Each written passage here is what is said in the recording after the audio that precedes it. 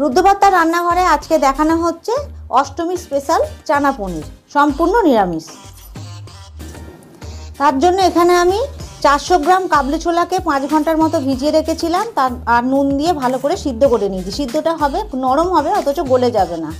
200 গ্রাম নিয়েছি পনির, 4 থেকে 5টা কাঁচা লঙ্কা, 2টো টমেটো মাঝারি সাইজের, আর 1.5 ইঞ্চির মতো আদা নিয়েছি। আর নিয়েছি এখানে কাজু বাদাম আর চালমগজ, 2 টেবিল চামচ চালমগজ আছে, আর 1 মুঠোর মতো কাজু বাদাম আছে। আর গরম মশলা, গোটা গরম মশলা আছে ফোড়নের জন্য।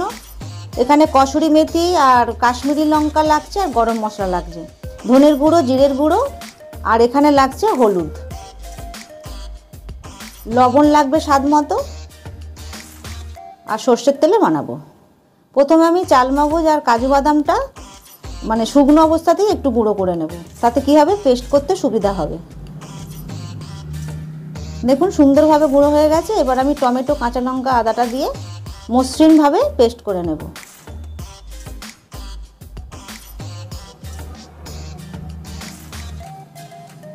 কড়া বসিয়ে দিয়েছি, পরিমাণ মতো একটু সর্ষের তেল দিয়ে দিলাম পনিরটা ভাজবার জন্য। আর দেখুন কত সুন্দরভাবে পেস্ট হয়েছে। অল্প নুন দিলাম যাতে পনিরটা কড়ায় জড়িয়ে না ধরে, আর তেলটা ভালো করে গরম করে নিলাম। এবার পনিরটা আমি হালকা করে ভেজে নেব। বেশি ভাজলে পনির শক্ত হয়ে যায়।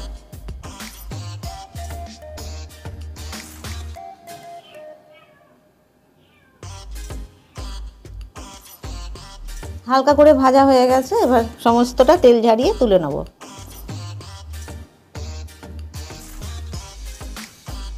আরও একটু আমি সর্ষের তেল দিয়ে দিলাম।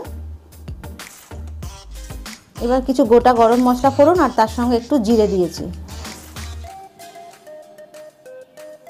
ফোড়নটা থেকে সুন্দর গন্ধ বেরোতেই আমি পেস্টটা দিয়ে দিলাম।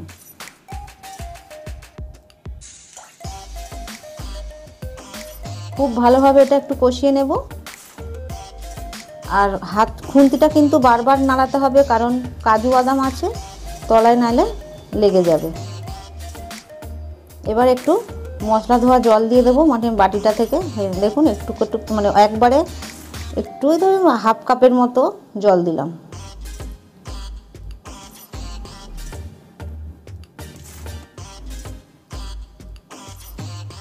অল্প করে হলুদ দিয়ে দিলাম,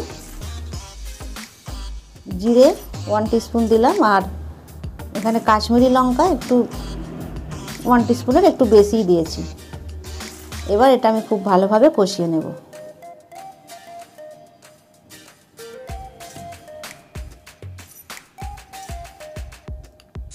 স্বাদ মতো লবণটা দিয়ে দেব।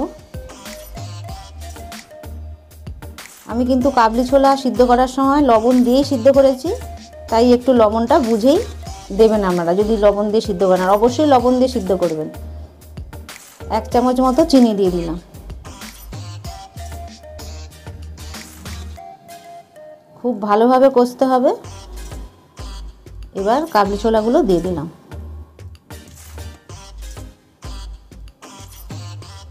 দেখুন কত সুন্দর সিদ্ধ হয়েছে।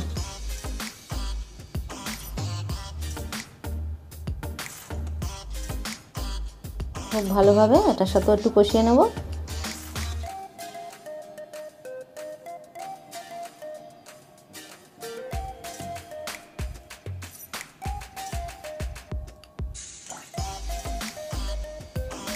আমি এর মধ্যে গরম জল ব্যবহার করছি। আমি আমার প্রয়োজন মতো গরম জল অ্যাড করলাম, কারণ এটা খুব একটা ঝোল হবে না। ধরেন কাবলি ছোলায় বেশি ঝোল থাকে না, একটু মাখা মাখা হবে। একটু ফুটে উঠতেই পনিরটা দিয়ে দিলাম।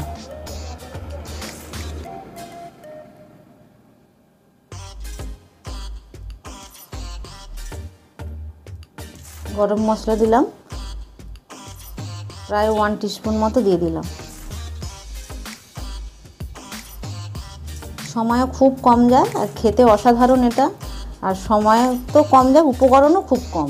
আর কসুরি মেথি ড্রাই রোস্ট করে রেখেছিলাম, সেটা দিয়ে দিলাম।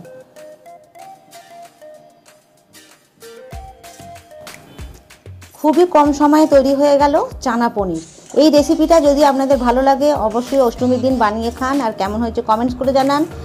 লাইক করুন, সাবস্ক্রাইব করুন আর শেয়ার করুন। আর কি বলবো, পুজো খুব ভালো কাটুক। আজকের মতো চলি, টাটা।